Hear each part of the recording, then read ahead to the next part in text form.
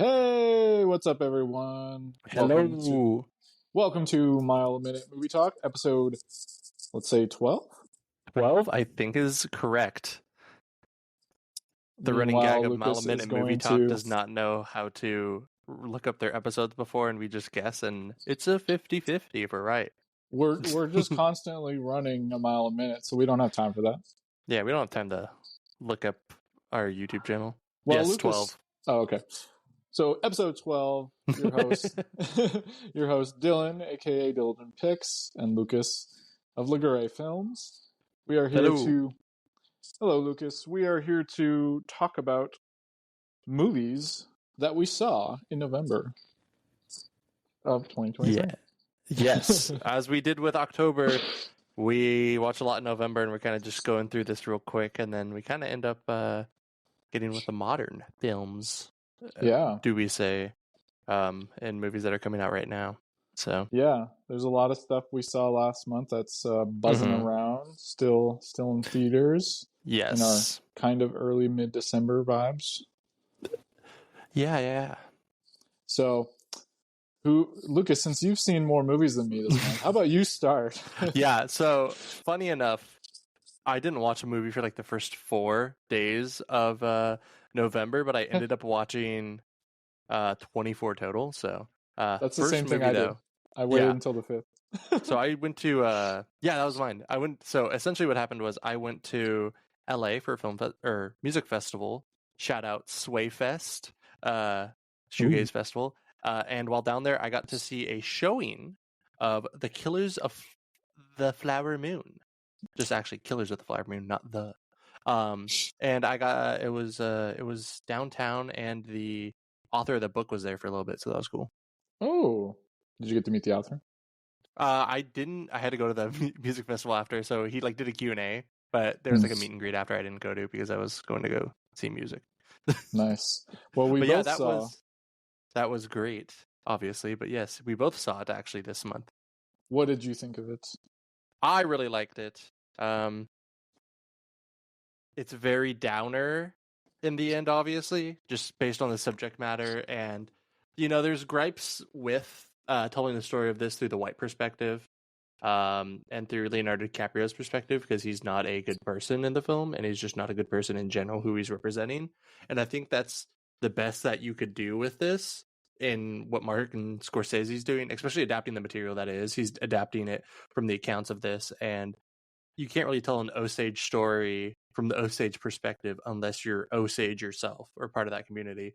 And so I feel like the way that he did it is like as good as you can get. It's the best storytelling of this incident and the atrocities and how easily it was just let to happen, and just these people enabled, and they're able to just scrounge up and eliminate these people like systematically, after they had already systematically removed them and sent them to this area. And then they found out that this area is worth something, and then they're like, well, now we got to kill them even more. And it's just very dark, but it's a great story. And I think it was just an amazing film. It definitely does not feel like the runtime to me, which I liked. And yeah, I was just in awe of it the whole time. It was just great stuff going on screen, great visuals, great storytelling. Everyone had a great acting role in it. The bit parts were great. Brendan Fraser jump scare is awesome. So, I very enjoyed this film and its message that it had. Yeah, I'd say I completely agree on the storytelling method they chose. Like that, Martin Scorsese did the best job he could from his perspective, and the fact that he worked along with Osage people was really powerful. I think Exactly. You could really feel the energy come through in certain respects at times, and I think the main difference I noticed between like how we both felt about the films was, I think for me, I did feel the runtime for sure. I think I really kind of saw myself wondering how much longer it was going to keep going. I do think it was not as good as I was hoping it would be, but I do think the message, like you said, is so powerful and absolutely needed to be told, that really makes the film work for me as a whole. Hmm. Despite like certain elements of it, some of the script and certain things that didn't jive with me as much as I maybe was expecting it would. Um, I definitely thought it was such an important film to see, and I'm glad I saw it in theaters despite the length. Yeah. I do think it's worth that experience. Yeah. It's very much one of those films too, where it's like just based on Martin Scorsese, you're like, wow, that was a masterpiece. Fourth best movie he's made or something like that, you know? Uh, it's very good, but yeah, it's hard to trump his best, but it's definitely a very good film. Yeah, exactly. Like you can say it's a masterpiece, and then it's like, but how many other great movies has he done that you can just Yeah. compare that to and be like, well, it's not this one or it's not this one, Yeah. but yeah. Well, yeah, that was definitely. I watched that a little bit later in the month, around the 17th, Hmm. but the first one that I saw was also on the 5th. I think we both took a break from October because we had watched so Yeah. much. Yeah. I I, went on a trip, and so I got that time off, and it was very helpful. mhm. So I watched Guardians of the Galaxy Volume 3 very late, and you haven't seen this yet, right? No, I still have yet to see it. Well, it is being nominated for a Golden Globe for box office Uh, cinematic success. oh But boy.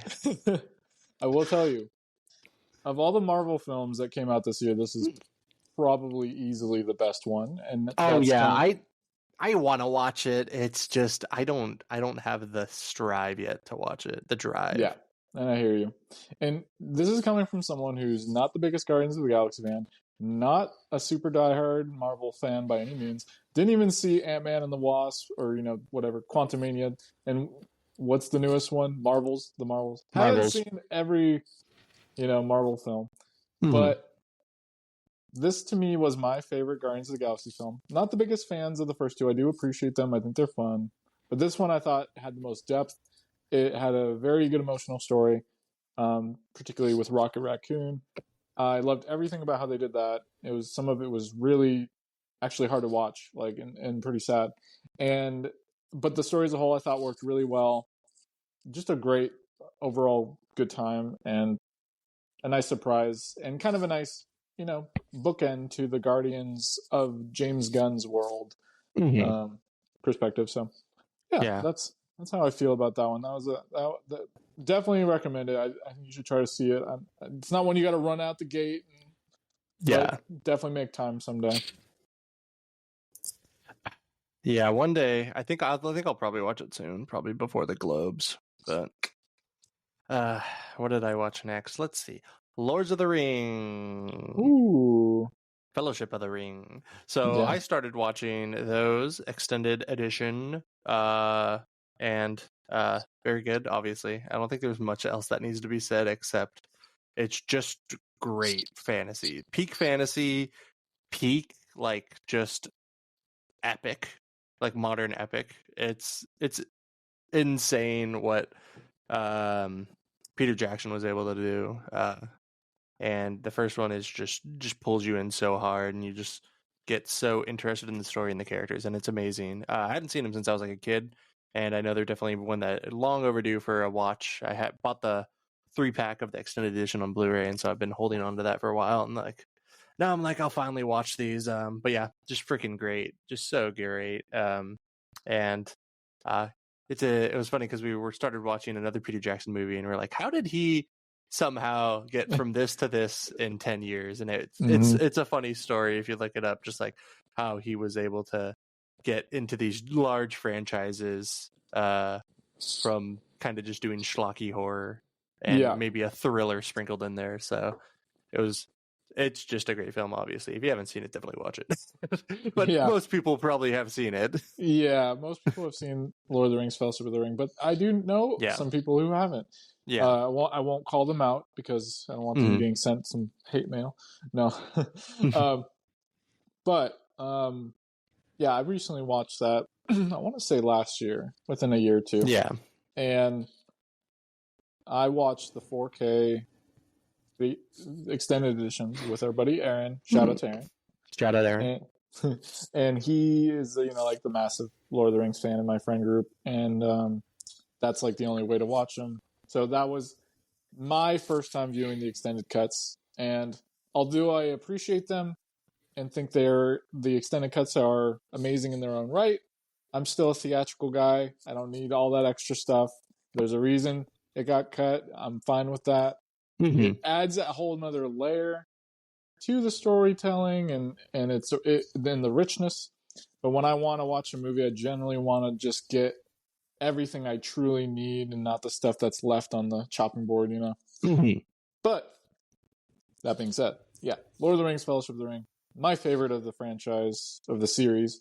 And it's just, like you said, everything about it just works. And the build Yeah. up, the emotional payoff, everything. It has every emotion, everything. Like, you can be scared by that movie, you can be thrilled, you can feel endless joy. It's just adventure, everything. So, obviously, a great film. Yes. Well, the next one we both watched together. Oh, Oh wow, that was a couple days. Oh, I know what that is. Never mind. It It is is beyond the the infinite 2 minutes. or 2 seconds in the way we were doing that. No. Yeah. So this is a very fascinating movie. I Mhm. think I could probably describe it okay, but I bet you could describe it even better. So I'll let you take the reign on this one. Essentially a guy lives above a cafe that he works at, and he goes upstairs, and the one upstairs, right? Mm-hmm. No. Yeah, the one upstairs is 2 minutes in the future. It's his computer, and then he goes downstairs, and he finds out that the 2 minutes in the future is when he goes downstairs. So the TV in the cafe is that, and so they kind of just start doing this like kind of thing where he's like trying to figure out like the logistics of it and all this, and he gets his friends in on it, his coworker at the cafe in on it, um, and then they start trying to like they do all like the conventional things of trying to like uh, do stuff with time travel. Like they're like, well, how far can we take this in the future, and as well as they kind of do very meta commentary on like time travel. It's like, are we actually have any free will, or are we just replicating what it's doing so that we don't uh make it false and like stuff like that. And it's just like a really great low key, fun, low budget Japanese like sci-fi comedy. It's very much in the vein of like a really popular American low budget sci-fi film was like Primer. It's like not in the same vein of it, but like same budget wise, and it's just really good. Um, there's like no real lapses or gaps in it. It's very concise. It's like 78 minutes. It's a pretty short film, and it just gets to the points, hits all the beats it needs to, and it's shot in a really interesting like one take way, kind of like the Birdman. And so Yeah. it blends in the scenes of the one cut and makes it look like it's a one cut. And very one cut of the dead vibes, as Yeah. Dylan's one of his favorite movies. It seems like how many times he watches it. And yeah, it's just a great concise film. Obviously, those two directors are friends because they both have great ideas and cool one take movies with original, interesting points. Yeah. I was gonna make sure I brought that up. Yeah, You kept saying one cut, and I was like, he's gonna say it before I I get a was chance. teasing it. But the funny thing about that was, even on the poster, the director of One Cut of the Dead has a quote about the movie and how Yeah. much he loves it. So they're clearly friends, or clearly have talked since that movie came out. But yeah, that's like the perfect comparison for someone who to give someone an idea if they're familiar with that kind of a style of filmmaking. Mhm. And then the other comparison you gave, what was that for, like the American version, like of this, like that? Like Primer. Yeah, Primer's yeah, like a time travel, low budget film. Like yeah, it was really celebrated yeah. So for a that'd be while. like a good way to for someone who's more familiar with that. This might give you an interest. But yeah, I agree. It's just a really fun film. It's definitely one of those movies that's like, you have to just kind of go along with it and just enjoy it for what it is. Mhm. You can like, because like everything about it is trying to best the previous scene in a way, like trying to show you something more clever, something more revealing or interesting. And so you do have to kind of do a lot of close watching, like Mhm. to really truly like appreciate the entire movie, because you could get pretty lost quickly if you're not following every little detail, because they really go deep into the details, and like, so it's, I think it's a really good group watch, because Yeah, you know, like Definitely. if you're with another person or some friends, you can really see everything, and if you missed something, someone else might have caught it. So, Yeah. but yeah, And then it goes back to me. Okay, let's see. What are we watching? What did I watch? Where was I? Here we you have are. to backtrack now. Yes. So the day before that, I watched The Tunnel to Summer, The Exit of Mm. Goodbyes. It is a anime movie from Japan, and it's very Makoto Shinkai esque. Uh, very much like a fantastical situation between that involves two high school aged teens that like is a romance, but there's like some weird time or such element to it. And it very much feels and builds off of that. At points, the dialogue's kind of weird, and at at points, the suspension of disbelief of like certain situations, not to spoil anything, you're just like, what do you? Would this doesn't seem realistic, but it's enjoyable and it's not long. I don't know if I'd rewatch it, but it's 83 minutes and it's a pretty simple animation watch. Cool concept. Definitely deals a lot with like grief and like the passing of things, losing things, and so I very much like uh like that subject matter for this. But yeah, it definitely kind of builds off of previously done anime popular films of the last years, and it's like the first big one by this director. I think he had done like a an anime adaptation of something before that wasn't really a big Digimon. So Mm. he's done like video game movies, Ooh, he's gonna be the and next Mamoru Hosoda. He did yeah, the Digimon movie and then went on to make 5 or 6 original films. yeah, yeah. It very much feels like he's going down that pathway and trying to do what Hosoda and what Hosoda did, but in kind of the vein of like a blend of him and Shinkai. But it's like, Mm. it was pretty fine. It was Yeah. cool to see it in theaters though. It was me and my friend, and shout out Darren again, like usual. Oh, Darren went with you. I didn't know. Yeah. And then there was some random dude that totally did not know what the movie was about and walked into the theater at like 12 o'clock and bought a ticket. And he was just sitting in the back and he was like, that was weird. At the end, he was like some 60-year-old dude. And I was like, dude, this movie is not for you. He kept trying to talk to us. It was very weird. But anyway, yeah, it's a movie. I wouldn't say it's anything great, but check it out if you like anime movies. Yeah, Original. that's one that's was on my watch list. So when I Mhm. heard that you were seeing it or saw it, I was like, oh dang, you Yeah.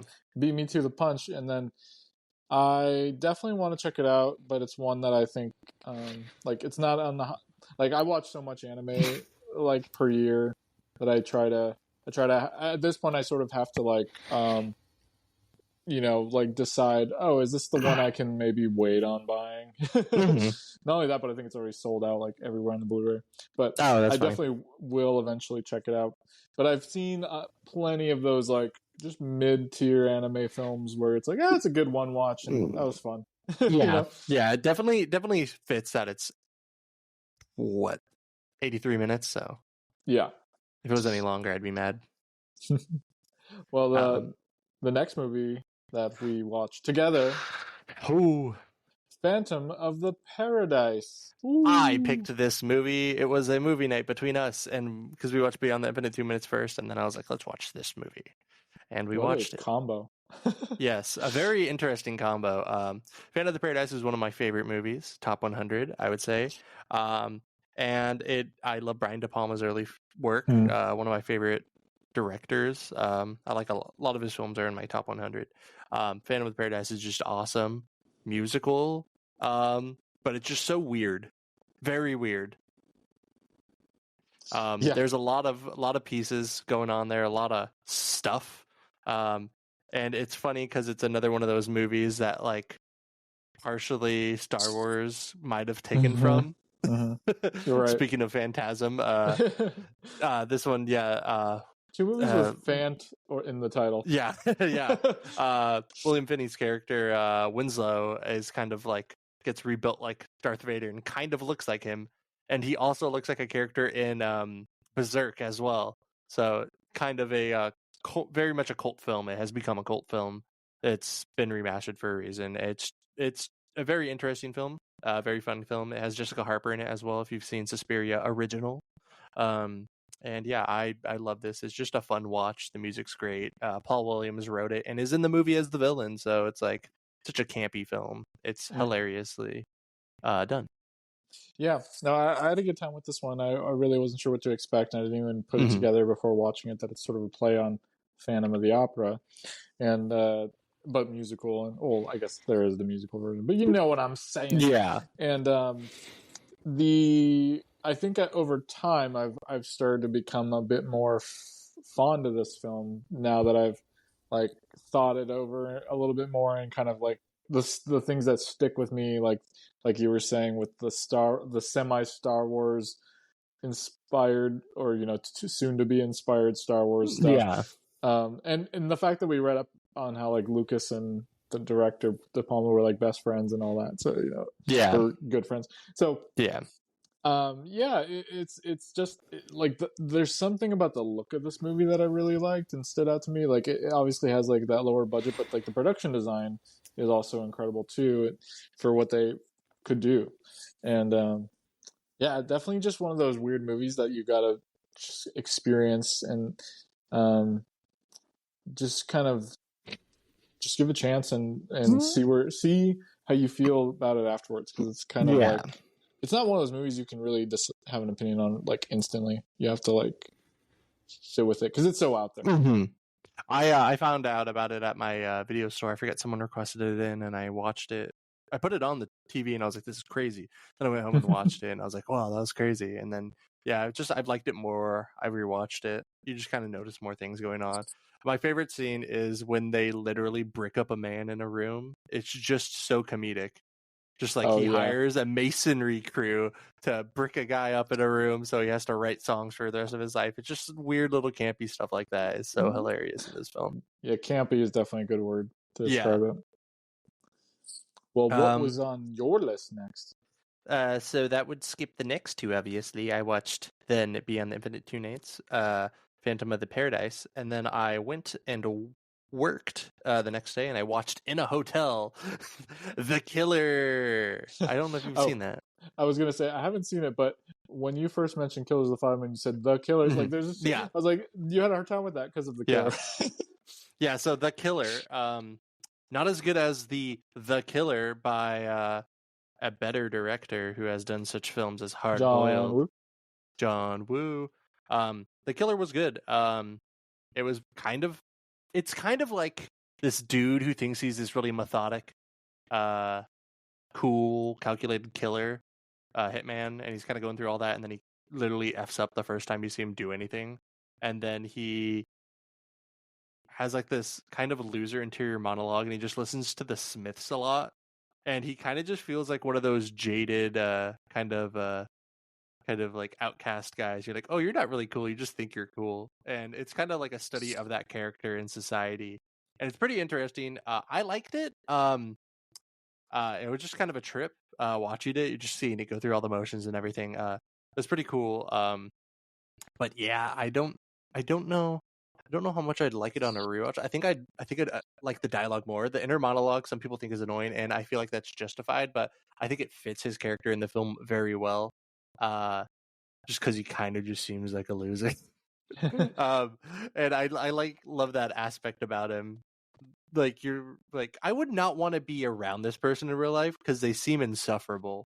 Because they're kind of full of themselves and they think they're so grandiose, and they're not. And he has like a little iPod. He just plays the Smiths on the whole time, and Smiths is just the soundtrack the whole movie. There's a Portishead needle drop I love. Portishead's a good band if you know them.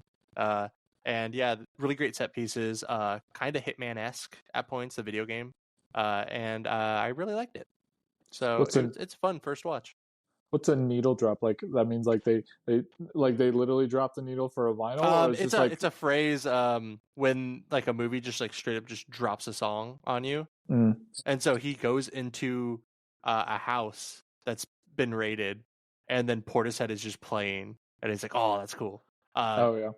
Yeah, it's a lot used, kind of like I think in a lot of movies modernly. One I'll talk about later, Saltburn, um, to elicit like a response, mostly like nostalgia or stuff like that, and attitude. This Okay. one was more kind of like an ambiance, but it was like I was like, is that Portishead? I think that's Portishead, and they're a fun indie rock band from the '90s. So Yeah, so the killer is David Fincher, right? yes, Yeah. So hot take, John Woo better filmmaker than David Fincher. I'm sure a lot of people would agree, but yeah, I'm sure a yeah, lot of people would feel very differently too. yeah. But I have not seen this yet. I do like David Fincher's films. I think what took me kind of off the path of seeing this is just the fact that it was only in theaters for a week and Netflix has it now, and it just Hmm. feels like it's content and it doesn't feel Yeah. like it's a movie. And that's just like my problem with streaming. But you Hmm. know, To I quote a video we both watched, Red Letter Media kind of talked about that mhm. with how he saw Killer. It's like it's not an event anymore for a film like this when it should be. It's kind of just content on a form, and you kind of just go out of your you have to go out of your way to go watch this, or not really. You're just kind of like, oh, I'll put this on. It's not like Yeah. I'm gonna go out see this cool movie and kind of have that like whole ritual of going to the theater and seeing this on the big screen. Or it's just a little bit different. There's not that theater run that it has behind it. So Yeah. Yeah, it's funny. I knew I was subconsciously stealing that quote somehow from or Jay, reusing it. Yeah, because I was like in my mind, like, yeah, I was like, this guy understands me. yeah, Um, yeah, so I do want to see it. I don't stream movies like I used to, man. I just hmm don't. Unless it's award season, which it yeah, is now. Then I just go crazy and stream yeah. It everything did I get can. nominated, so for It Golden it Globe at least. you said it did or did not? Didn't. Yeah, I didn't think it did. So, but you never know. There's still Oscar. Hmm. Um, but a great movie that I rewatched next. Um, one that you're very familiar with, and to quote it because it's such a great quote. Give me a sec here. And if I don't see you, good night, good evening, and good luck. Or did I say it right? I think I you said said that it. I wrong. said. I said it. I said it like incorrectly. It was like, good evening, good No, if you afternoon. say he's like, and if I don't see you, good morning, good Good, afternoon, and good night. not good morning, because he always says good morning.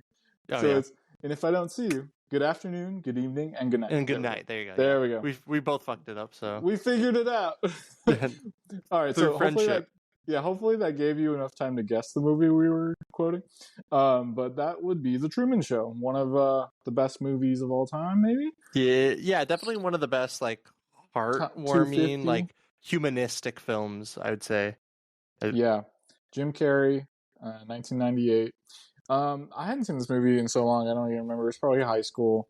Rewatched it on the new 4K. I want to say Paramount um, release, and it's a fantastic film. What can I say? If you've never seen it, I don't really want to spoil too much, but the general premise, obviously, he plays a guy named Truman who, unbeknownst to him, is being filmed in his own world that is essentially uh, a reality TV show that is the Truman Show that millions of people, billions of people around the world are watching. Except he doesn't know that he's on this show. So this entire Hmm. thing has been set up around him, and the general premise is he starts to wonder if something is off after a few strange events, and that's kind of as far as I'll go as far as the plot. For those of you who haven't seen it, definitely need to go watch it. Hmm. Um, but yeah, Yeah, great movie. great movie. Peter Weir is one of the greatest Australian filmmakers of all time, easily. Mm. So yeah, definitely check it out if you haven't. All of his body of work is great. Master and Commander, Dead Poet Society, Picnic at Hanging Rock. But yeah, Truman Show is one of his best and one of my favorite, definitely of all time. You just reminded me I have a lot of homework on his list to do. Oh yeah, I haven't seen like any of those. yeah, yeah. Oh, you haven't seen Master and Commander? I know it was on like in high school or something, but I don't remember paying attention or actually watching I got the digital copy. There's no 4K, so. it. Got it. But yeah, after that, Probably around the same day on the 12th, I watched Drive My Car finally. Ooh. Me, a huge Ryuichi Sakamoto fan. Or sorry, Ryusuke Hamaguchi. Sakamoto is a musician I like. There Um, you go. Ryusuke Hamaguchi. Drive My Car. Finally saw it. I loved. First film of his I ever saw was Asako 1 and 2, which I really like. Um, that's like one of my favorite romance movies of all time now. I just love that movie. I need to finish Wheel of Fortune and Fantasy, and I need to watch Happy Hours, which is this crazy long movie. I think it might even be a miniseries that he did. Anyway, Drive My Car deservingly won foreign language film in 2021 Oscars. So it had been 2022, 2 years ago, um, events. And it's just a great study of living after events, living after grief and living with grief and going onwards with your life, and a very like heartfelt relationship between two people and like moving on in aspects of their life. And it's a very good film. It's long, but it's really good. And Arisuke is just great at that. He's one of my favorite writers, modern like screenwriters. And all of his films just have great dialogue, just intensely and passionately written. And I just definitely would recommend this and like all of his body of work to people who haven't seen it. And I'm excited for his film that's coming out this year, called Evil Does Not Exist, that did not get nominated for an Oscar, or will not get nominated for Hmm. an Oscar, because Japan chose Wim Wenders' movie, which is also going to be good, but kind of weird or kind of annoying that they picked a non-Japanese person's film to represent their country, instead of Ryusuke Hamaguchi, ev- even though he's already been nominated a couple times. But yeah, definitely interesting. But yeah, check it out if you have not. I saw the Criterion. I think it's a 4K Blu-ray I have. I can't remember. But yeah, great film. Yeah, that was one I caught the year it was in award season. I do think it was a time that I watched it when I was either, a little tired or something, and I think I don't remember a whole lot about the movie. I do Mm-hmm. remember I do remember the general vibe of it, and I remember enjoying it. But I do remember it was pretty long. I do Yeah. think I need to check it out again one of these days. I think I would appreciate it Yeah. more in the right Yeah, mood. definitely more poignant and Hmm. such. You definitely have to focus on the dialogue in his films. There's a lot going on visually as well, kind of like the characters' expressions and such. It's very, very minute humanism in his films that is great to pay attention to, and they really make his works feel very alive and more like groundbreaking to you. Yeah, and I do think I still need to see Osaka 1 and 2 and more of his work Yeah. as well. I have So the Blu-ray. We will show watch one day. we will do it. Uh, Might show up in your December. No. yes. And Um, so you just went. I watched and I was on kind of the classic film vibe, very classic. I just rewatched The Wizard of Oz, Oh, nice. 1939. Yep. That film, I have the 4K restoration, which looks incredible in 4K for that film. It's that you can definitely tell it's still an older movie, but they it was a painstaking restoration that they did. Um, and I think I've always liked The Wizard of Oz. The songs are so catchy and just fun, and I get them stuck in my head very easily. And um, I do think it's one of those movies that, like, now that I'm older and now that time has passed so much since that came out, I don't think the film itself has as much weight as it used to, and I don't think I have as like much of a connection to it as I used to. But it's just one of those movies that's such a just genuine classic of a film Mm-hmm. that I can't help but appreciate it and love it for what it Mm-hmm. is. it's such a joy of film. It's just great to watch sometimes. Yeah, Yeah, and I it's very like Wonka, Uh, exactly. it's just like with Willy Wonka, you'll just put it on. You're like, time has passed, but this is just still like a great film to watch every now and then. Exactly. And it's just a movie that like if you ever, like as you get older too, like even like the main song like it has such a great story and behind it because there's so much behind the scenes stuff that went on. Mm-hmm. It's just like one of those movies that just you can't escape the history of it, for better or worse. Yeah. Judy Garland was so incredible, and like her, especially her performance of "Somewhere Over the Rainbow." That to me, that song is so powerful and never. It just as you get older, that song becomes more important, I think. Mm-hmm. And um, yeah, it's just a movie that no matter how old I get, I'm always gonna want to like. I'm always gonna want that movie to be like part of my life, whether it's introducing it to my children or like just reminding me of what it was like to be young, or knowing what it's like to be old. Whatever. There's Mm-hmm. so many things about it that just work. Mm-hmm. So Yeah. Yeah, definitely. Much said about that film. what's that? I said much to say and much said about that film. Yes, yes. Yeah. Um, so next, I watched a movie night between you, me, and Erin. Dread. Dun dun This was dun. your choice. So Dylan chose Dread 2012. And that is a film. And With we're Carl done. Urban. Yeah, no. It's very much a good action film of its time. I feel like the main thing that I had while watching that movie is I feel like a lot of people had obviously in articles written about that time. It feels very much like Raid Redemption, very similar. But it's done in like a Dread way, and it works. It's a concise, nice action film that hits all the beats it needs to. Very, very of its time. For the action films like that. Definitely slept on a little bit, and definitely should have done better in the box office. But yeah, it's just a fun action film put on. Better than like some of the other ones that came out around then. That there was a lot of bad original ones. So this is like a good adaptation. Yeah, and I think for me, Dread was one of those movies I didn't. I remember when I first saw it, I was like, "Oh wow, this is actually really good." And I heard a lot of people saying it was really good. I do think as time has gone on, the comparisons to Red Redemption have knocked it down a peg a bit for me because I've seen that movie more, and I do love it more.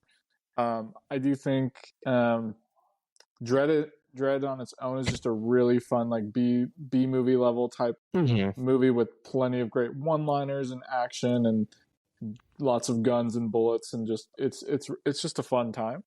Yeah. Um, I had really high expectations seeing it again with you and Aaron because of Mm-hmm. the 4K restoration, which did disappoint me. I was expecting it to.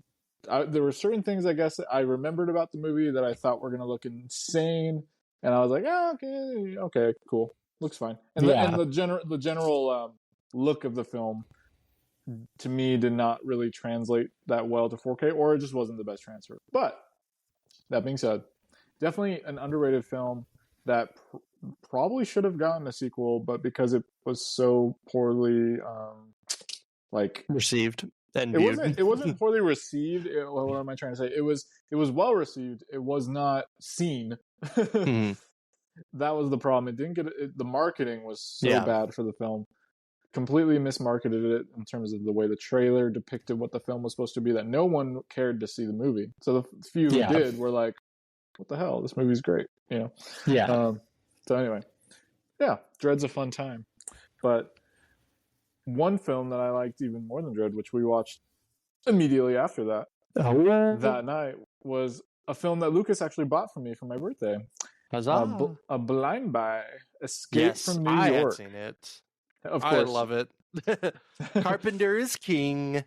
Yeah. Why don't you start us off since this is your movie? Oh, okay. Snake Plissken, not a Metal Gear Solid, um, is uh, is an ex-military man who's tasked with saving the president, uh, whose plane was sabotaged and crashed in New York. But New York's not the same anymore. It's now a giant prison, and that's Escape from New York. And so yeah, Snake goes in there and he beats some ass. There's some cool cameos. You got what's his name again? He's in some Carpenter movies. Oh, is it Harry Dean Stanton? Harry Dean Stanton, yeah. Harry Dean Stanton in it. That was great. and all the characters work well together. I felt like going into this movie, I remember it being way longer, and the movie is not. It's like 99 minutes. Um, it's awesome, great score. I think one of the greatest scores that Carpenter's done. It's like top three. It's like hard to think off the top of my head because he's done so many great ones, but it's definitely one of my favorite. Uh, Ernest Borgnine's a great like side character in this too. Just all these characters that all work together great, and a great action film. Some really cool stuff. And it's just a fun time. Fun classic action film. Definitely is great if you like any of his other stuff or just 80s action films in general. Yeah, definitely up there for me with favorite Carpenter films. I think it's one that I want to watch again to really. It's like certain movies you watch and you're just kind of just trying to experience it because you've heard about it or known about it for so long, and you're kind of trying to figure out like, oh, why do people love this so much? And then so you're kind of just like taking it all in. But then once you watch it again, you sort of don't feel that like need to do that, and you just can just sit back and enjoy it more. So Mm-hmm. I'm looking forward to that viewing, and I love how much of an '80s movie it feels like, even for someone who didn't like ever see it before until now. Like you seeing all the different comparisons to like we were talking about Snake, Metal Gear Solid. I haven't even played the Metal Gear Solid names, but I could just immediately tell there was some kind of connection, and Mm-hmm. Kurt Russell back in those days was always a good time, especially really enjoyed him in the Thing. Of course, John Carpenter. But yeah, the score fantastic, like you said. Um, no matter how many John Carpenter scores he does, no matter how similar they all are also distinct in their own way and all enjoyable. And so I'm always digging that. Um, yeah, just a fun time. Yeah. Can't go wrong. Cannot go wrong with a lot of Carpenter's 80s films. Mm-hmm. Um, and then what did I do? I went home and watched Blue Valentine. you Quite the know, transition. nice in the feels movie. Yeah, definitely just heart-wrenching disillusion of love, dropout of love of two people. Great acting by the two leads, Ryan Gosling and Michelle Williams. Like I did not know that was her going into the film. I knew Gosling was in it, but I was like, who else is in this? And then I was like, Michelle Williams. Like, oh, this is going to be real good, and it was very good. Yeah, it's just if you want like heart, just sad romance story instead of them falling in love, them falling out of love. This is it. It's definitely great, and I don't know if there's there. It's just well shot, well done, well written. You don't really fall out of it. You're just like watching a slow ship sink, and you're like, that's that film. It's very good. Definitely recommend it if you're in the mood for that. Up there with like Eternal Spotlight of the Sunless Night. He's Whatever, I mixed said it it up. wrong. I just mixed it up again. What's with He this in hasn't Jim seen it. Carrey movies? Yeah, so well, he hasn't seen it, and I think my double feature for that might be Eternal and Asako. That'll be great. Oh, I have seen Eternal Sunshine Spotless Mind. Oh, you have? I thought you wanted to rewatch that. I can't remember. I I do. have the 4K, Yeah. so Yeah, we talked about rewatching it because yeah. I've seen it, but I don't really remember it very well.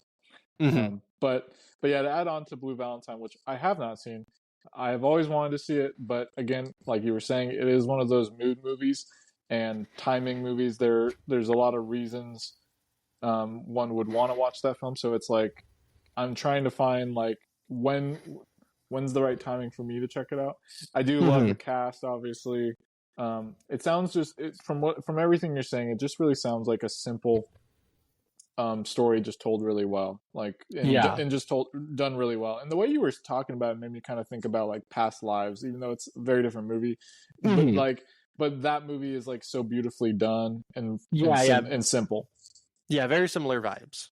So, um, wow, we're going like completely different mood swings now from that one, from my last movie to your movie to my next movie, which we watched together. I know what it is. Shaolin Soccer, baby. Almost as heartbreaking as Blue Valentine. Almost. Yeah, when they almost lost. No, They almost lost. oh no, there's some pretty sad moments in it with the goalie and how she, Yeah. starts crying because of the Yeah. whole breakup. Anyway, let's start from the beginning. Shaolin Soccer, one Yeah. of my all-time favorite movies. I'm talking 10 out of 10, 5 out of 5. I give it a 10 out of 10. I'm talking like top 5 movies, like top 10 easily. Yeah. It's it's just such a perfect action comedy, Hmm. martial arts. So for those that don't know, Shaolin Soccer came out in 2001. It's a Chinese Hong Kong film from Stephen Chow, who was this very prominent director uh, in Asian cinema, and he's just the king of like situational, goofy, screwball, nonsense, absurdity comedy. And this film is just it knows exactly what it's trying to do with its premise of this former star soccer player who ends up getting his leg broken by a friend, and he's now basically crippled and handicapped, and he's ends up having to meeting a guy who is an amazing kung fu artist, but just kind of living life, and they basically realized they could form a soccer team using Shaolin Hmm. and attempt to get revenge on his former friend who wronged him. And so it goes from there. You meet a bunch of other the main character has a bunch of brothers who are all equally skilled in martial arts and they in Shaolin, and they all have different abilities and things that they do. And one thing, I guess the biggest thing is if you like the new like One Piece Netflix live action series, that director was heavily inspired by Shaolin Soccer and the craziness, and he basically thought like, okay, if this is the closest thing we have to like anime brought to life in film. Yeah. If we can do it in this movie, if Stephen Chow did it, we can do it um, in our series. It's also actually I think I should be quoting the creator of One Piece. I'm pretty sure that was his feelings, not the creator of this, not the director of the series, but the actual creator of the manga One Piece. Loves Shaolin Soccer. Also, the more probably a little bit more well-known film to U.S. audiences, Kung Fu Hustle. Same guy, Stephen Chow. If you like Kung Fu Hustle, you will love Shaolin Soccer. I do think it's slightly better. Anyway, I'll let you say a Yeah. couple things. Um, I said in my review, greatest comedy of the 21st century. I think that's easy. One of Mm. my favorite comedies of all time. It was my first time seeing it. It's just great. Does everything right. Hits every beat. Is extremely funny. Pretty inoffensive. Nothing. It has aged perfectly. Aged gracefully. It's like a fine wine film. It's just everything you want. It's only downside is like some of the CGI is not good anymore. Who cares? It fits it good Yeah. because the comedy kind of plays on that they're like, oh, the CGI isn't great. It doesn't look that realistic, but we're going to make it look kind of funny then. And it just has those parts. It just does it great. And yeah, definitely just incomparable. My friend, two of my friends' reviews are great. One of them said this is like if they made the baseball scene from Twilight into a whole movie. 5 out of 5 stars. And my favorite, I feel bad for anyone who tries to make a movie about football or soccer after this. They'll always be second place. Nice. Yeah, this is Yeah. definitely one of those movies that I don't think I've reviewed yet on my channel, but I should have reviewed it. I should Mhm. have done like if I haven't, I should have done like a very long, just uh, love letter to this film because Yeah. there's so much I could say about it. But to Mhm. put it simply, it's just here's the thing too. This film was when I saw it. I was a teenager, and 2001, 2003 when it came out to U.S. and I rented it and watched it with my friends, and we thought this was like the most amazing thing ever. Like it was just at that age, at that current state of technology in CG and film, it did to me look like the most incredible thing I'd ever seen on film Mhm. to that point. I do agree that the CG has aged, but it just at this point it just adds to the charm of the film, and it does. What's the last thing I'll say? It does have unique way of watching it because you can watch it actually with the English dub, which is how I watched it as a kid, and still enjoy it just as much. Stephen Chow dubbed over his own voice, and so it doesn't feel like you're generally watching like a really bad dub, even though there are parts of it that come off like that. It is just as fun and maybe even better as a dub than it is in the original language. But then you can watch the film in its original language like Lucas and I did and enjoy it. But then there's a director's cut that's like 20 minutes, 30 minutes longer, something like that. And there's a whole bunch more like wackiness and silliness, different soundtrack. So you can watch this film in a lot of different ways and pretty much enjoy it no matter what. So anyway, I don't want to. I could keep going. Yes. What did I watch? I was part of a double feature. After one of the greatest comedies, we watched a very good comedy that most people don't even know exist. And it's a film called Attack the Gas Station. This is also not the same country, but an East Asian comedy by a Korean director. But it's essentially a bunch of hoodlum Korean guys for them decide to keep robbing this gas station, and then the second time they just take it hostage, and it's just like slapstick weird humor. There's like everyone has this like traumatic backstory to why they ended up in this situation, but the traumatic backstory is like very campy. Like one of them oh god, it was like his just baseball coach didn't like him, so he just hated baseball, and he just was like, I'm going to become a street hoodlum, and it's all this weird stuff. They anger different groups in like mass, so they anger like a whole gang, then they anger like the food delivery union, and it's just very weird. But my favorite part of this film is it's a very well like almost a chamber piece because it's all set in like one location, but not really. But the camera work is just works very well with how everyone is acting, and I just love everybody's like the mise en scène is great, how everything's set up, and the costume department just went crazy with like late 90s early 2000s clothing. It's just so over the top, and it feels like very fun, very part of its time. And I found this at like a video store like the 2010s, and me and my friend Seamus watched it, and it was this and like Survive Style 5 Plus, which we talked about many episodes before. These two were like two of my favorite like East Asian comedies, just comedies in general. They're just so weird and fun, and they're very offbeat and something that you don't see every day, and definitely not something that they make as much anymore. It's just very fun, very very fun time.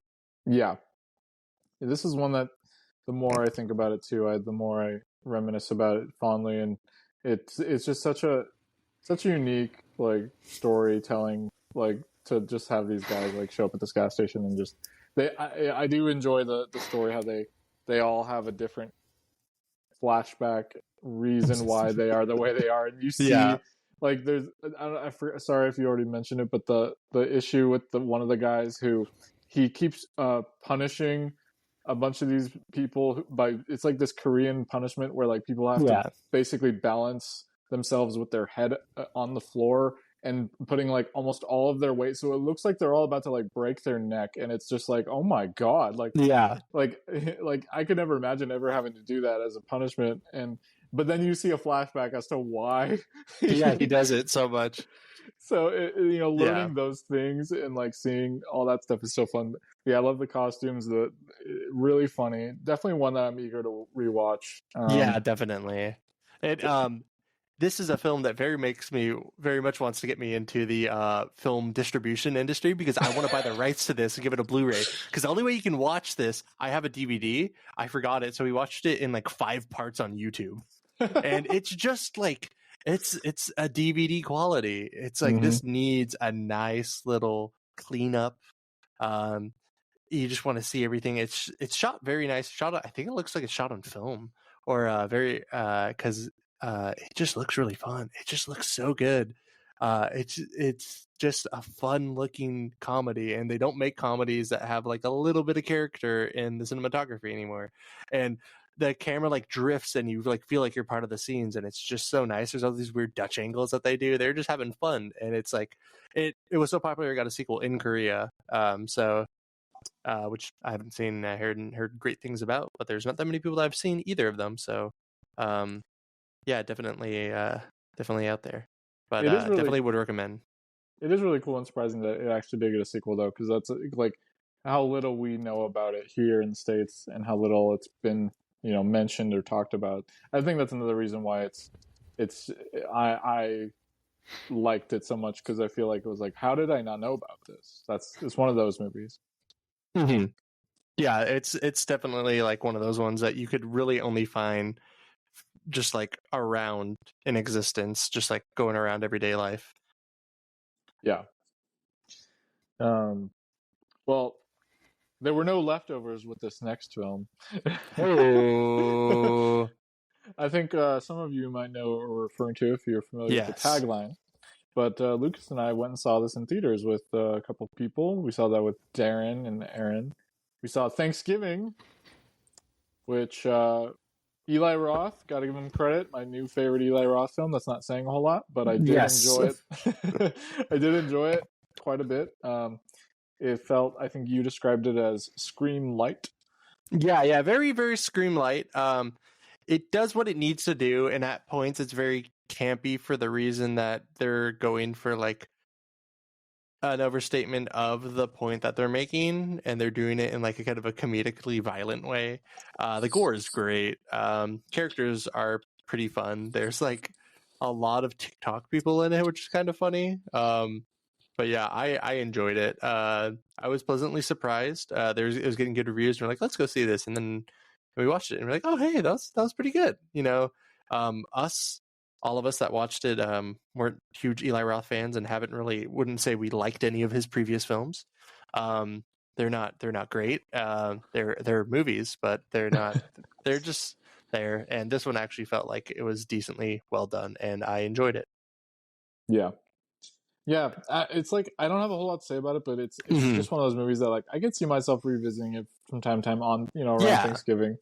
I don't like it. Kind of gives me like when I think of like similar movies we've gotten lately on these holiday horror vibes.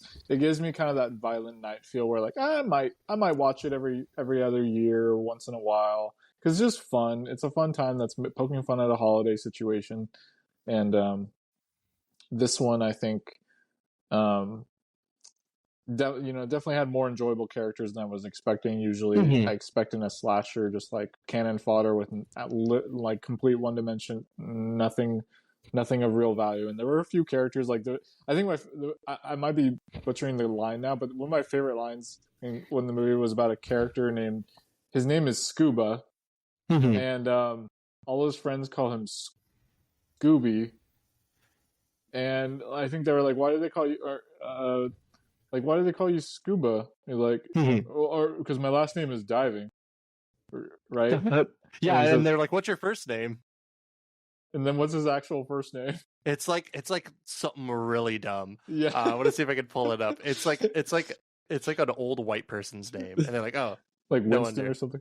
Yeah, yeah, it's something. I don't have a. Oh, here we go. Crew list. Oh no, yeah, it doesn't say their names. Whatever. But yeah, But it's just that, like, that joke was just really funny. The setup of yeah, it. yeah. There were some actual good comedic bits in it, comparative to like some of his previous stuff, which I liked. Very, very well done. It was just a good practice in what it was, which Yeah. is what it was. Well, it was for the Eli Roth crowd. I'd say if you're not sure about it because you're maybe not the biggest fan, just give it a chance. It doesn't really Yeah, feel like one of his movies. Yeah. yeah, definitely doesn't. Yeah. But what I watched next was very Didn't cool. you just go? Did I? Yeah. Was that mine? Oh, it was Yes, mine. that was You you. go. So what I watched next was a film that I watched the night after Attack the Gas Station. I went home in a happy mood after watching two comedies, and I was like, I'm gonna watch The Piano Teacher by Michael Oh my Haneke, god. and that ruined my psyche for like a week. I was distraught. That film is very uncomfortable, very disturbing for points. There's so much going on, and I'd like to tell a certain person something. Uh, Alex Garland, you should watch this movie and learn how to write about like women stuff if you're just gonna write about it, make a movie about it, because this does it right. This does it right. It doesn't do it in as fantastical way, but it does it right. This movie is insane. It is awesome. It's a very, very like movie about a 6-year piano teacher who engages with a young student.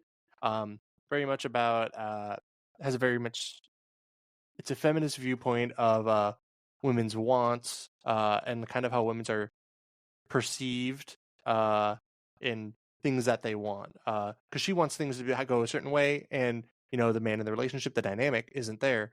He doesn't want that because it's he wants to be in control, and she's the one like, hey, I want it to done this way and stuff. And then when she loses that control, it's when he wants it, and it's kind of like a viewpoint of this, and it's a battle struggle of very much how these just interactions go on, and how this like mistreatment and this like abuse is just constantly going on, and how like characters like this exist in this are just very dark and very stark realization of what like reality is at points, and it's a very viscerally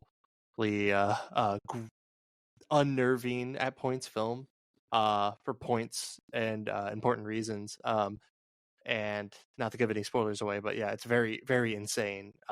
Definitely great. It's got a lot going on. It's very heavy. And I definitely enjoyed it.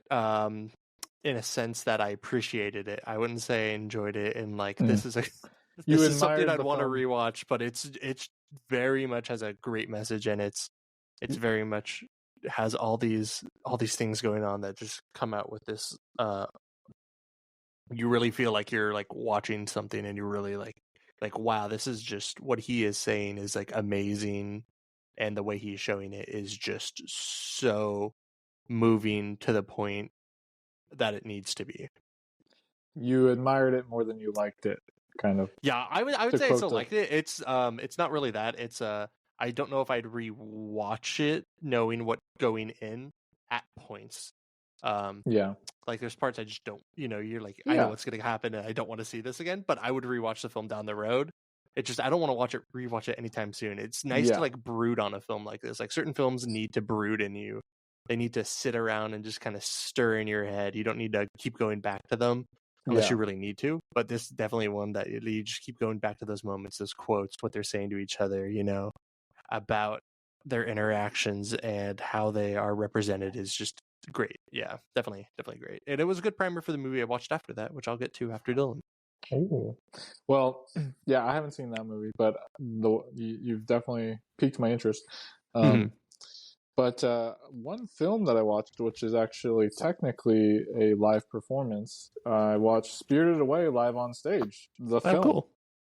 which was very cool. Yeah, it's the Blu-ray release from G Kids features 2 different performances with 2 entirely different casts.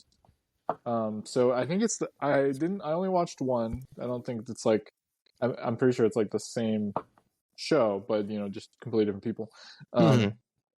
But it was really cool. It's just such like the idea of Spirit Away even being adapted on a play is on stage is just insane, because that film has so much imaginary characters and creatures and things that Hayao Miyazaki dreamt up. I couldn't believe how, like, I was trying to picture how they were going to do so many different things, and the way they did it was amazing. Like, there's so much like puppetry work and background work, people just moving things constantly, so many moving pieces, insane, incredible set design. Um, they added music to it, like there was music in the film, but they added like music numbers, which was cool too. Just nice, like that gave it a little extra layer and some slight distinguishment.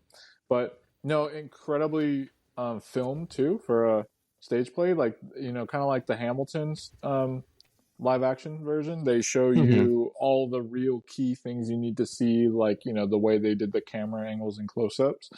I was in awe. I watched it with my girlfriend. We had a really great time with it. It is very long, so it's like a stage play. It's like 3 hours, so you got to chunk it. There's an intermission of 1 act, 2 act structure thing. going on. But yeah, if you love Spirited Away, it's a 100% must watch. It is. It's definitely more for fans of Spirited Away. I think if you saw it without ever having seen Spirited Away, it would be less appealing and harder to follow. And like, because a lot of it feels like it's just trying to show you like how, like, oh, look how we did this, like Yeah. we were able to do this, like, from the movie. It's insane, right? It's like it kind of feels like they're overcompensating on that part of it versus like telling a real super cohesive story of the movie retold, so because they had to cut out certain elements just to make it work. Yeah, exactly. But for the most part, it's all there. Yeah. Well, I remember you saying you watched that, so yeah, that's it. It's always interesting to watch play films. Yeah. There's not too many I've seen. There's like only the second or third. What did I watch next? Oh yeah, so technically, same region, somewhat. I watched Anatomy of a Fall award season film. Whoa! Where did I go see this? I went to Rialto. So yeah, I went and saw this. It is at the beginning, it feels like you're watching like this crime drama, and then this crime, what happened? Oh, what's going on? And then it turns into like a courtroom drama, and the acting is just really great. What's her name's getting a lot of buzz? Sandra Hüller. But in my opinion, the best actor in this film was not her. It was the child named Milo Machado Granillo. That kid was great. He played like this blind kid that was her son. Insane. The story is all over the place. In a good way. It is. What would I say? It's very unwieldy and like complex in what it's trying to say, because it's essentially her husband dies and they're trying to acquit her. Her and her lawyer are trying to acquit her, but they charged her with possible murder. They're like, hey, you killed your husband. We don't see any reason how he could have died like this. And it kind of goes through that, her relationship with her son, and all this stuff comes out, and you kind of have it come out in court while you're watching. So you're kind of like a juror in yourself watching this film go down. And it's really interesting. You get to see all these like behind the scenes stuff of them during the court, like what's going on in their life. But then you get into the court scenes and you feel like you don't really know them at all. This stuff coming out. And how her character is like viewed in this world, because she's not actually French, and this is a French court. Her husband was the French guy. She's German, and so it's like all this stuff, all these dynamic, all these like cultural things going on. It's just a very interesting film to watch. I felt like it was a little bit too long. It's like 2.5 hours, and I felt at points I was like, this could have been a little bit shorter, but I still enjoyed it. The kid really, really pulled it together for me. He was so believable in his role, and like just very, very like, I haven't heard anybody talk about like getting him nominated for anything, and he was just like insane in his role. I was just he just felt like a real person, not like an actor that's like 10 years old or something. That was pretty good. Sandra Hüller was great. I'm probably saying her name wrong. I don't know German, but yeah, definitely check it out. It's definitely going to be nominated for international language film, even though it's like half in English almost. Because that's like part of the plot in the movie is that she doesn't speak French, so she has to speak English. Interesting. But yeah, definitely check it out. It'll be in the Oscar nominated, definitely, and it's already Golden Globe nominated. So, yeah, but yeah, definitely on my list. mm-hmm. I will say I see my battery slowly dying, so I'm going to speed through my next few here. And what better way to do it than start with Charlie Brown Thanksgiving? Very, very short, special. Just my annual rewatch. One of those. Obviously, I love the Peanuts. Classic Charlie Brown. Not my favorite. I think I'd put Christmas and then Halloween number 1. But Thanksgiving's a fun time. I love the fact that they make a bunch of popcorn and call that Thanksgiving dinner. It's just really silly and fun. And yeah. What more can you say? Yeah. I watched after that a movie that's definitely getting snubbed from award season. I haven't heard anyone talk about it. 4 Daughters. I am a partial to this director. I love her stuff. Kyothir Ben-Hania. She did this movie called Beauty and the Dogs. It's one of my favorite films of 2017, 2018. I saw it in 2018 though, because that's when it was released in America.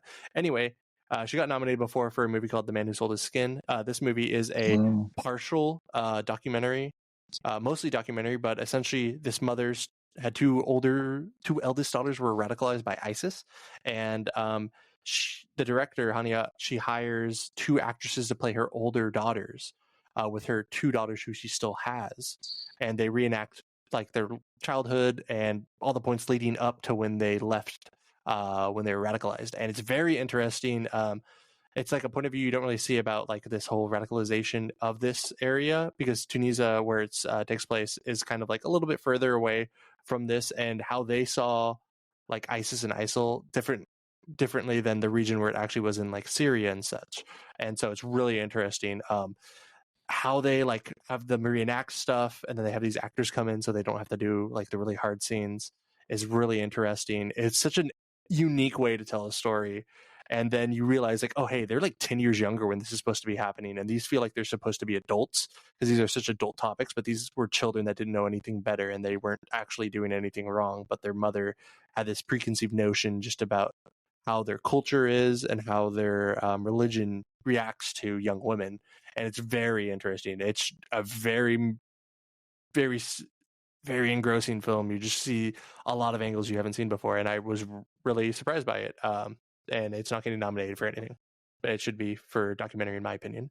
But yeah, if you want to watch a very interesting film about Muslim and Islamic culture and religion in modern day, and the essential changes going forward that young people like her two daughters that are still around are like going for and like trying to bring about, it's a great story about that. But yeah, Hania, watch all of her films if you can.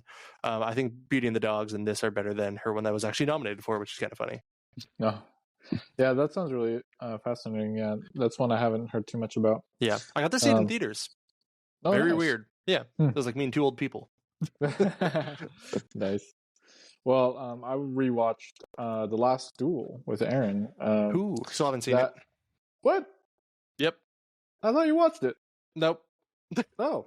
I watched part of it. I remembered. I was like, oh yeah, I fell asleep. Never picked it back up. Okay. Well, I do like The Last Duel. I think it's a really well made film. Ridley Scott, it's really cool how it's sort of a modern day Rashomon storytelling structure. Akira Kurosawa's famous film, and so I think the film has a lot to say, especially how women were treated back in those times, and I think there's a lot to it that. There's some, just great battle sequences, and it's shot incredibly well. There's an incredible production design, but it's definitely one of those movies that hinges on the drama of these characters and the story perspective of and uncovering what really happened, what didn't happen, who do you believe, who do you trust. Very well made film, but not one that I would revisit very often.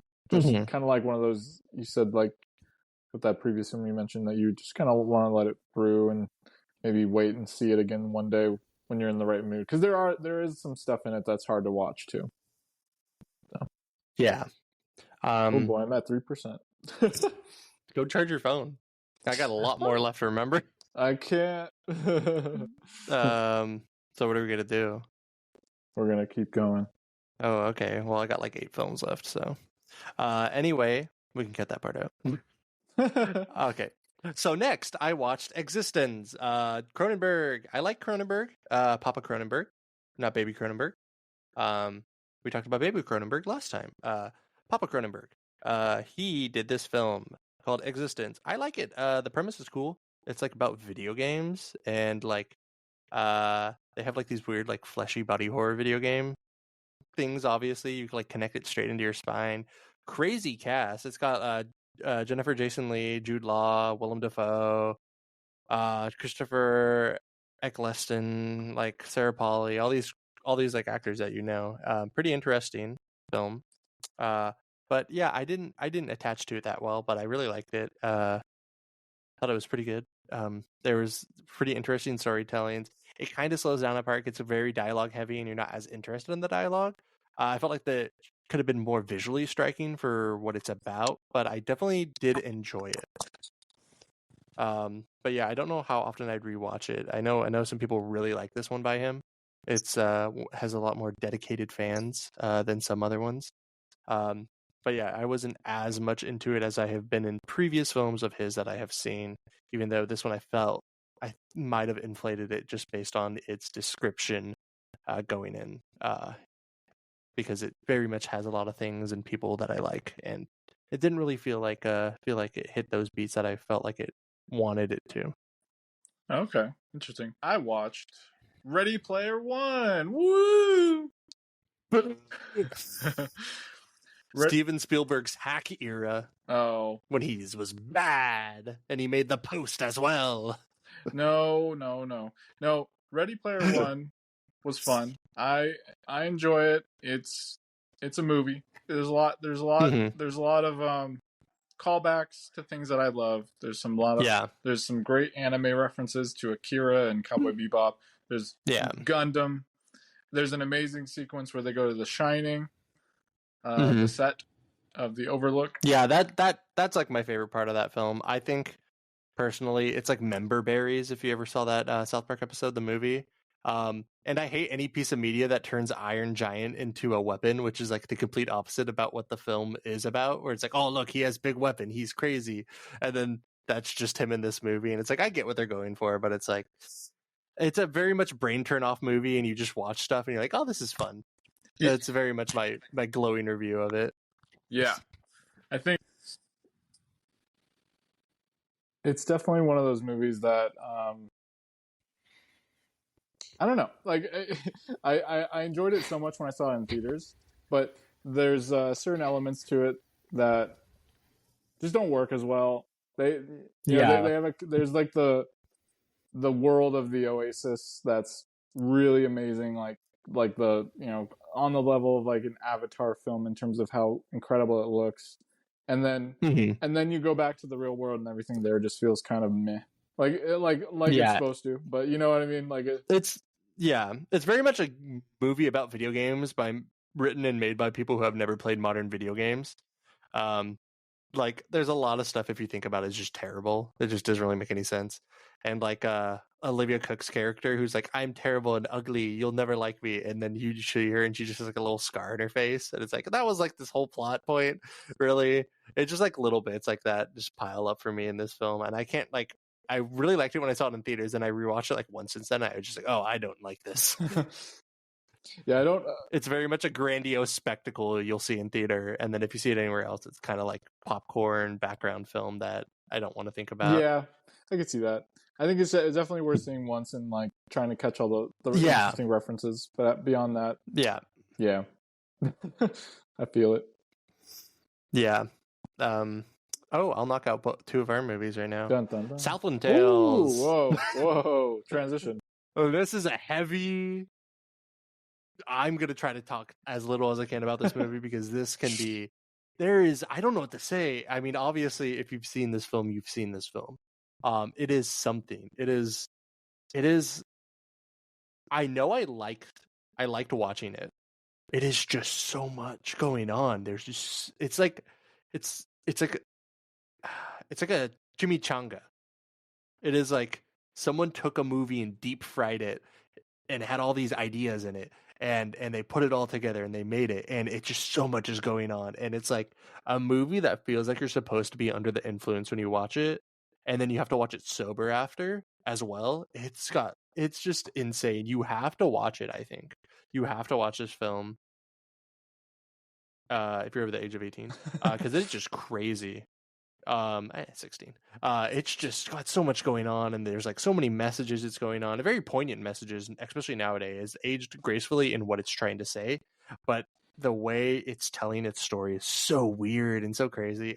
The Rock, back when he actually acted insane, I loved it. Got some crazy cameos by people.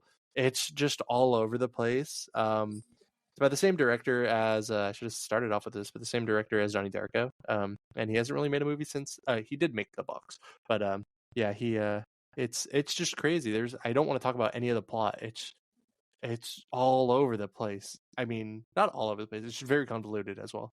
But yeah, if you want to watch Rock do some weird stuff, Sean William Scott be a little bit racist, and Sarah Michelle Gellar's in it as a porn star. It's crazy. It was definitely a fun watch. But me and Dylan were just dying the whole time. Some of these lines are so funny, and our friend Aaron was not interested, and he went on his phone about an hour in. Yeah, it was definitely a movie you have to be in the right mood for. It's like Donnie Darko director meets The Room in a way. Like there's very much. There's certain aspects, like the music and the ambiance of the film is very strange and interesting. And then I just love The Rock's weird little twitch with his hands that he's always like just moving his hands throughout the movie. He has some crazy lines, some really memorable ones that I don't want to spoil, but for those who haven't seen this 2006 movie, but if you haven't seen it by now, I don't know if you will, but it's just a crazy, strange movie. Justin Timberlake's in it. He gets to do some music that's not his own. Yeah, he has a needle drop. Talk about needle drops. Needle drop lip sync to a Strokes song. I don't know what was going on. Oh my god! It has that one. Oh, the dude from what was it? Cabin in the Woods, right? No, Evil Dead, 2013. Oh yeah, and he was like kind of do-rag the whole movie. There's just so much going on. Taylor Pucci. Yeah, Taylor Pucci. As I can wrap it up best with one of the best lines in the movie. A pimp never commits suicide. You said it. Yep. Yeah, that's really there's nothing else can be said. Yeah, it's a very unrateable anomaly for me. It's a movie that exists, and I'll probably watch it again just to experience what's going on down the road. Yeah, I feel it. That same night, I know we watched something else, but I think you're on something else. No, you're right. I'm on Hard Boiled. One of the best action movies of all time. Not much else to be said. Gun Fu, everyone. John Woo. It's just one of the most fun action movies you'll ever watch. Yeah, the choreography and the filmmaking from John Woo during this time is just really, really amazing. Like the way he stylizes his shots and sequences, with the guns, with the kung fu, with the chase scenes, and just the endless debris of bullets and things flying all over the place. People sliding down stairwells, staircases with their backs on and they're just shooting. And it's like, it's really just incredible stuff that inspired so much action of today. And you just don't see films like this anymore. It really is a shame. Unfortunately, this film is like locked away in a vault in terms of distribution. Yes, it is forgotten and unavailable to grab. Sadly, nobody can get it from apparently a hotel chain who absolves all ownership of it, but technically still owns it. Apparently, that's what people say. So, sadly, hopefully one day we get a 4K or a restoration of some sort that isn't a really bad Blu-ray that is actually just the DVD put on a Blu-ray. yeah, with VHS level audio. Yeah, God, it is terrible. The film is amazing, but it needs to be restored desperately. Honestly, if you're gonna watch this, just go get a freaking DVD of it. Yeah, probably. So what's next? I watched The Diary of a Teenage Girl. I have a more in-depth review. Not in-depth. I wrote like 2 paragraphs on my letterbox, and it was there's a lot of uncomfortable scenes because this is essentially the story of a 15-year-old girl who has an affair with her mother's boyfriend, who's in his 30s, played by Alexander Skarsgård, and then she goes on a bunch of sexual escapades. I get the story they're going for, and like the empowerment of her character as well as who she's trying to become, and she's trying to figure out what she wants to do with life and stuff. But near the end, there's some scenes that I don't want to have essentially told to me that this is a 15-year-old girl doing. It just is somewhat uncomfortable.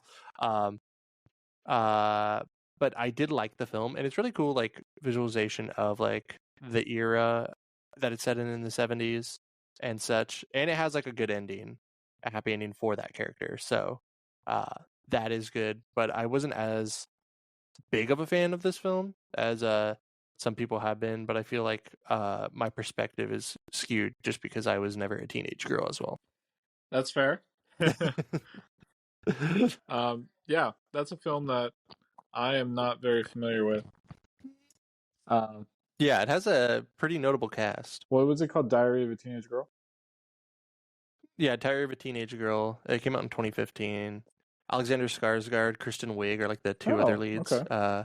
And the lady who directed it also did A Beautiful Day in the Neighborhood and Can You Ever Forgive Me? So it was like her first like bigger film. I have seen Can You Ever Forgive Me with what's her name? Melissa McCarthy. Yeah. And then Academy Award winning Beautiful Day in the Neighborhood, I think. Award winning. Yes, yeah. I don't think Academy. Yeah. Tom Hanks as Tom Hanks one. About Mr. Rogers. Yes. Mr. Rogers.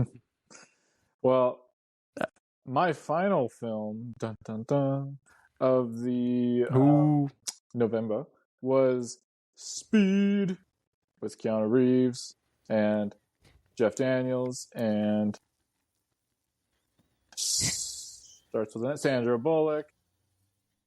Wow. And not the good one, Speed 2 with Willem Dafoe. Are you talking about the commonly referred to as the worst sequel of all time, Speed 2? Yes.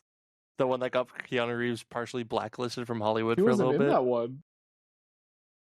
Yeah, for a reason. He didn't want to be in Speed 2, and that studio said, we won't work with you anymore, and so he couldn't work with that studio who did Speed. Well, anyway, this was my first viewing of Speed ever, believe it or not. Ooh. And I was very surprised how much I liked it. It was was a very, very entertaining, well done action thriller. The music, the score is incredible in that film. It's very just like engages you in the film instantaneously as soon as the movie starts with the elevator sequence. Oh yeah, isn't like Dennis Hopper in the film? Am I forgetting someone? Probably. I don't know. So he plays the villain, I believe. We're gonna have to double check. Yeah. I forget. I think it's Hopper, but it's someone that I know their face. Hopper. I'm trying to remember. Okay. Yeah, cool. So he's in it, and he plays the infamous villain of the film. Even Alan Ruck from Ferris Bueller's Day Off shows up as one of the bus passengers. But this film kind of became Keanu Reeves's like essentially put him in the driver's seat of being an action star. Like this was what it like he had already done Point Break, but from what I hear, this is the film that pretty much launched him as an action superstar, which you can definitely see. I mean, he's still getting out of that Bill and Ted vibe, but it's Keanu Reeves. He's always going to have some of those Keanu Reevesisms. And that's one of the reasons why people love him and why we have John Wick and a bunch of The Matrix, of course, and a bunch of other great films. Yeah. But yeah, Speed, just a very, very well done film. In a way, it kind of goes on longer than it needs to. Like it doesn't quite end with the bus. It kind of feels like it ends, and then it just adds on another 10 or 20 minutes. But all of that stuff was really well done too. I have no complaints. Must see. Yeah, I haven't seen it since I watched it on, I think, TNT, probably like 13 years ago. You need to rewatch it. We need to watch it on 4K one day. It's so fun. One day. So. So the day after I watched Diary of a Teenage Girl, I watched probably the most depressing film. I wouldn't say depressing. Heaviest films I've ever watched. Leela Forever. This film is so just stark. There's just the starkness of poverty and the desperation and just wanting to live a life of this character, and her journey throughout the film is just so disheartening, and it just all of the everything that could go bad, everyone that could ever over, it happens, and it's really well written. It's a great film. It definitely like I think it might move into like my top 100. It's just so good, and it's just really really really sad watching it. And there's some great scenes that are how they shoot this stuff. Obviously the way I'm talking, there's some assault of some kind in it, and the way they shoot it is really well done. That it's not a conventional way. That I'm not very obviously keen on putting that stuff in film visually, but the way they do it, like because she's forced, or she's kind of like forced to be in like some type of what is it, prostitution essentially, and the way they shoot it is like from her point of view, and it's like fucking, oh, it's so just like ingrains in you, and I definitely wouldn't I would recommend watching this movie unless you're really ready for like something like this. It is just very one of the bleakest films I've seen, and like the only salvation of any person like this is like after like they're gone, because it's just such a dark reality they have to live with. And it was so, it's just something that definitely stuck with me that week. And I had watched a lot of movies that week that you'll see coming up right after this, because I think it's Yep. only me now. Nope. Right? Do you have any more films? Yeah. Okay. And then after that, 2 days later, I watched May December. Current, I saw that in theaters, so that's why I saw it in November. Charles Melton, great. I think he should get a supporting actor nom at something. I don't know though. But yeah, I really liked it. It had this very like not understated, but this like underneath like campiness to it. I guess for a lack of a better term, it had like this little like offbeat. It was very offbeat in points, where it wasn't a straightforward drama narrative. It had like a little bit underneath going on, and they'd be kind of like, oh, this is kind of like little bit. There's a little bit more going on than like the reality of how they're talking, and it kind of like made you laugh at points or just feel uncomfortable, and that's kind of like what it was going for. And it's definitely, I don't want to spoil anything. I wouldn't blind it. I think that's the best way to go about this, because everything kind of unravels for you. It's on Netflix. I definitely recommend it if you want to watch a pretty concise drama. Some great acting from Natalie Portman and Julianne Moore. But definitely Charles Melton's the one who I write home about. Natalie Portman's really good in it though too. I'd say she's definitely very close. But yeah, this is very much his breakout role, because he's only done like very much what's it called? He's done very much like romance, like kid movies, like teenage movies. He was on Riverdale. That's what like his big thing. So he hasn't really broken into like anything big, but definitely be watching out for him. Then 2 days later, I watched Bait. I'm not going to say much about this. You should watch this film if you. It's available to rent online. It's about a fisherman in the UK whose village is getting gentrified by tourists, and he's being like pushed out and onto the brims of the place that he grew up in. And it's very well done, very well shot.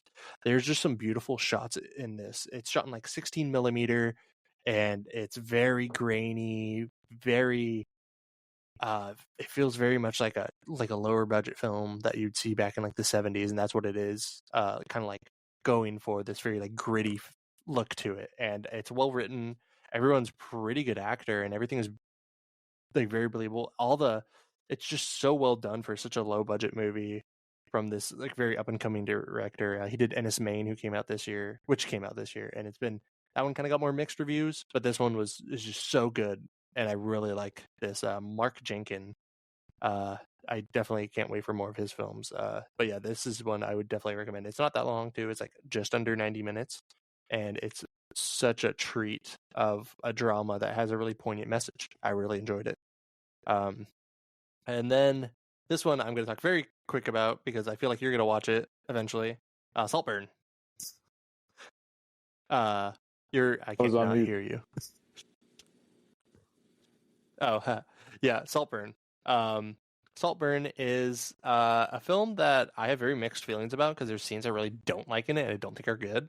But then I like the overarching like ambiance of the film, like the world and everything and how it's shot, how it's done, and the story, the base story alone I really like. But there's no real message, and there's some of the driest erotic scenes I've ever seen, and they kind of don't come off as a great representation of what who they're representing. I didn't really like that, but I really like the music. I really like how it's shot. I really like all the acting's great. Barry Keoghan got nominated for this for Golden Globe, and I think that's very well deserved. He's one of the best young actors of our age right now.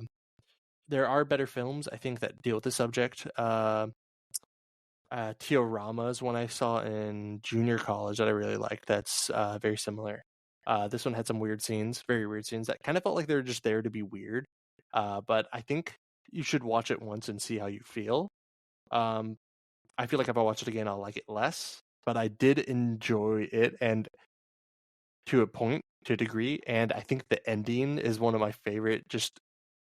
The ending's just so weird and fun, just because the song is so good. And I feel like that kind of moves this film along as the music. But yeah, it's very all over the place. I still don't know my feelings about it because I've like thought about it, and like it's still in my head, but I think it might be in my head because I want it to be better, and I feel like you could make it better. And I feel like that's the reason why I'm thinking about it. Someone's like, oh, if only this and this and this were like this, then it'd be so good.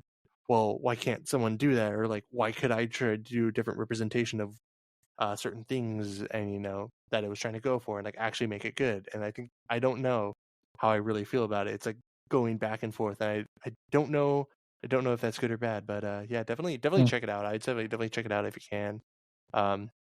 It's getting really popular on TikTok, so I keep seeing it, and it's kind of funny. My coworker and me were talking about that today. So, but yeah, I like ended my month with some weird ones, but yeah. All in all, my favorite first watch of the month, Shaolin Soccer, and Bait and Lilia Forever just edges out, I think, Piano Teacher. I got that for $4 on Apple TV. It was like there's a 1080p of it. I was like, oh hell yeah! And yeah, that was a night. That was a night, all right. Jesus, that is a film. Yeah, if anybody says like, oh, go watch a reversible, don't watch that. Just watch Lilia Forever. It's way better. Yeah, definitely love that. That film is great. It is. Oh, Jesus Christ. All right, everyone. Well, I think that's about it. Once again, you've been watching another episode of Mile a Minute Movie Talk.